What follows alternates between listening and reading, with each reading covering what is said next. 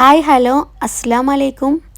Beef കറി തയ്യാറാക്കുമ്പോൾ തേങ്ങ വറുത്തെടുക്കാതെ തന്നെ അതേ ടേസ്റ്റിൽ എങ്ങനെ ബീഫ് കറി തയ്യാറാക്കുന്നത് നോക്കാം. അത് തയ്യാറാക്കാൻ വേണ്ടിയിട്ട് ആദ്യം ഒരു കുക്കർ എടുത്തിട്ടുണ്ട്. ഇതിലേക്ക് ഞാനൊരു 2 ഉള്ളി, 2 തക്കാളി എന്നിവ ചേർത്ത് കൊടുക്കുന്നുണ്ട്. ഇനി ഒരു 6 പച്ചമുളക് ചേർത്ത് കൊടുക്കാം. ഇനി ഇതിലേക്ക് ഇഞ്ചി വെളുത്തുള്ളി പേസ്റ്റും ചേർത്ത് കൊടുക്കാം. ഞാനിവിടെ ഒരു വലിയ വെളുത്തുള്ളി മുതുമനായിട്ട് തന്നെ ചേർത്ത് കൊടുക്കുന്നുണ്ട്. പിന്നെ ഒരു ചെറിയ പീസ് ഇഞ്ചിയും. വളരെ എളുപ്പത്തിൽ തന്നെ ഉണ്ടാക്കാൻ വേണ്ടി പറ്റുന്ന ഒരു അടിപൊളി റെസിപ്പിയാണിത്. പിന്നെ ഇനി ഇതിലേക്ക് ഒരു 1/4 ടീസ്പൂണ് മഞ്ഞൾപ്പൊടി ചേർത്ത് കൊടുക്കാം. കൂടെ തന്നെ ഒരു 1/4 ടീസ്പൂണ് ഗരം മസാലയും ചേർത്ത് കൊടുക്കുന്നുണ്ട്. ഇനി ഇതിലേക്ക് ഒരു 3 ടേബിൾ സ്പൂണ് മല്ലിപ്പൊടി ചേർത്ത് കൊടുക്കാം. ഇത് ഉള്ളി തക്കാളി വഴറ്റാണ്ട് തയ്യാറാക്കുന്നതാണെങ്കിലും നല്ല ടേസ്റ്റാണ് ഇട്ടത്, വെറുതെ പറയുന്നല്ല. ഇത് എല്ലാവരും ഇത് കണ്ടിട്ടൊന്ന് ട്രൈ ചെയ്ത് നോക്കാം. ഇനി ഇതിലേക്ക് ഒരു 3/4 ടീസ്പൂണ് കുരുമുളകും ചേർത്ത് കൊടുക്കുന്നുണ്ട്. പിന്നെ ഒരു 1 table spoon Kashmiri chilli powder ചേർത്ത് കൊടുക്കുന്നുണ്ട്. എന്നിട്ട് ഇതൊന്ന് കൈയോട് നന്നായിട്ട് ഇതേപോലെ ഒന്ന് മിക്സാക്കി കൊടുക്കണം കേട്ടോ. ഇതണ്ട ഈ ഒരു രീതിയിൽ ഇത് നല്ലോണം ഇതിൻ്റെ ഈ ഉള്ളിൻ്റെ തക്കാളിൻ്റെ എല്ലാം ഇങ്ങനെ നീര് ഇറങ്ങി വരുന്ന രീതിയിലുള്ള നല്ലോണം ഇതൊന്ന് പിഴിഞ്ഞെടുക്കാം. ഇനി ഇതിലേക്ക് ആവശ്യമായിട്ടുള്ള ബീഫ് ചേർത്ത് കൊടുക്കാം. ഞാനിത് 1 കിലോ ബീഫിലാണ് കേട്ടോ തയ്യാറാക്കുന്നത്. ഇനി ഇതിലേക്ക് ആവശ്യത്തിനുള്ള വെള്ളം ഒഴിച്ചു കൊടുക്കാം. പിന്നെ ആവശ്യത്തിനുള്ള ഉപ്പ് ഇട്ട് കൊടുത്തിട്ട് ഇതേപോലെ തന്നെ കൈയോട് നന്നായിട്ടൊന്ന് മിക്സാക്കി കൊടുക്കണം. നല്ല രീതിയിൽ തന്നെ മിക്സാക്കി കൊടുക്കണം കേട്ടോ. ഇത് പണ്ടൊക്കെ ഉമ്മമാർ ഇങ്ങനെ കാച്ചാണ്ടെല്ലാം തയ്യാറാക്കുന്നതെന്ന് പറയുന്നില്ലേ, ഉള്ളി ഇതൊന്ന് വഴറ്റാണ്ട്, ആ ഒരു രീതിയിലാണ് കേട്ടോ.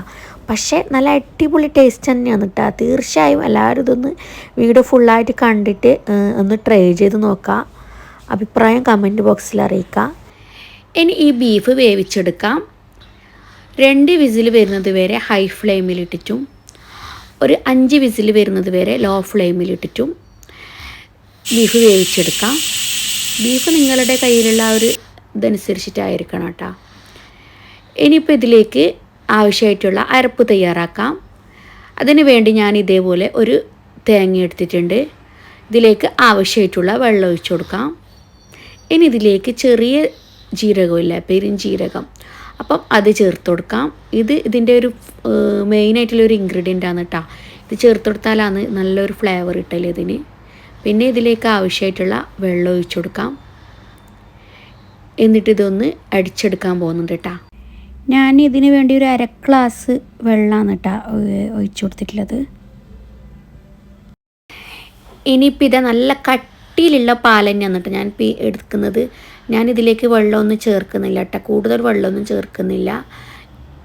ഇനി ഇതിലേക്ക് ആ തേങ്ങാപ്പാൽ മൊത്തത്തിൽ ഒഴിച്ചു കൊടുക്കുന്നുണ്ട് കേട്ടോ. ഞാനിതിവിടെ വെള്ളമൊന്നും ചേർക്കുന്നില്ല കേട്ടോ, നല്ല കട്ടിയിലുള്ള പാലാണ് കേട്ടോ. അപ്പം കട്ടിയിലുള്ള പാലാകുമ്പോൾ നല്ല ടേസ്റ്റ് ഉണ്ടാകാം. ഇനിയിപ്പം ഇതൊന്ന് ഈ കറി ഒന്ന് കുറുകി വരുന്ന ആ ഒരു ടൈമിൽ ഇനി ഇതിൻ്റെ മെയിനായിട്ടുള്ള ഒരു ഇൻഗ്രീഡിയൻറ്റും കൂടി ചേർക്കാനുണ്ട് കേട്ടോ. ഇപ്പം ഇതാ തേങ്ങാപ്പാലെല്ലാം നല്ലോണം കുറുകി വന്നിട്ടുണ്ട്. ഇനി ഇതിന് ശേഷം ഒരു പാനിൽ കുറച്ച് വെളിച്ചെണ്ണ ഒഴിച്ചു കൊടുക്കാം. ഇനി ഇതിലേക്ക് ഒരു 8 ചെറിയ ഉള്ളി വന്നിട്ട് ഞാനിവിടെ എടുത്തിട്ടുള്ളത്. ഇതേപോലെ ചെറുതായിട്ട് കട്ട് ചെയ്തിട്ട് ഇട്ട് കൊടുത്തിട്ടുണ്ട് കേട്ടോ. ഇത് വെളിച്ചെണ്ണയിൽ തന്നെ ഫ്രൈ ചെയ്യണം കേട്ടോ, എന്നാലേ ആ വറുത്തരച്ചതിൻ്റെ അതേ ടേസ്റ്റ് കിട്ടും കേട്ടോ. പ്രത്യേകമായിട്ട് അത് ശ്രദ്ധിക്കുക.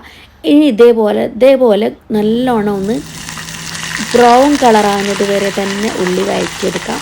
ഇനി ഇതിലേക്ക് കുറച്ച് കറിവേപ്പിലയും ചേർത്ത് കൊടുത്തിട്ട് നന്നായിട്ട് ഇതേ ഒരു കളറാകുന്നത് വരെ തന്നെ വഴറ്റണം കേട്ടോ. ഇനി ഈ വഴറ്റിയെടുത്ത ഈ ഉള്ളീൻ്റെ എല്ലാം ഈ ഫ്രൈ ഇല്ലേ, അത് ഇതിൻ്റെ മേലിലേക്ക് ഒഴിച്ചു കൊടുക്കുന്നുണ്ട് കേട്ടോ. നല്ല അടിപൊളി മണം കേട്ടോ. ഇത് ഒഴിക്കുമ്പം തന്നെ നല്ല അടിപൊളി മണം വരുന്നുണ്ട് കേട്ടോ. ഇതാണ് കേട്ടോ ഇതിൻ്റെ മെയിനായിട്ടുള്ള ഇൻഗ്രീഡിയൻറ്റ് കേട്ടോ. ഞാൻ വെറുതെ പറയാമല്ല കേട്ടോ, ഇങ്ങനെ തയ്യാറാക്കിയാൽ വെറുതെ തേങ്ങയൊന്ന് വറുത്തരച്ചിട്ട് സമയം കളയേണ്ട ആവശ്യമേ ഉണ്ടാവില്ല കേട്ടോ. നല്ല ടേസ്റ്റാണ്, നല്ല അടിപൊളി കറിയാണ് കേട്ടോ. അങ്ങനെ ഇതിൻ്റെ ലാസ്റ്റായിട്ട് കുറച്ച് മല്ലിച്ചപ്പും ചേർത്ത് കൊടുക്കുന്നുണ്ട്. അപ്പോൾ നല്ല അടിപൊളിയായിട്ടുള്ള ബീഫ് കറി റെഡി ആയിട്ടുണ്ട് കേട്ടോ.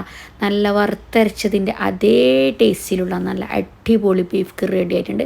അപ്പോൾ വീഡിയോ ഇഷ്ടപ്പെട്ടാൽ ലൈക്ക് ചെയ്യുക, ഷെയർ ചെയ്യുക, സബ്സ്ക്രൈബ് ചെയ്യുക, കമൻറ്റ് ചെയ്യുക. താങ്ക്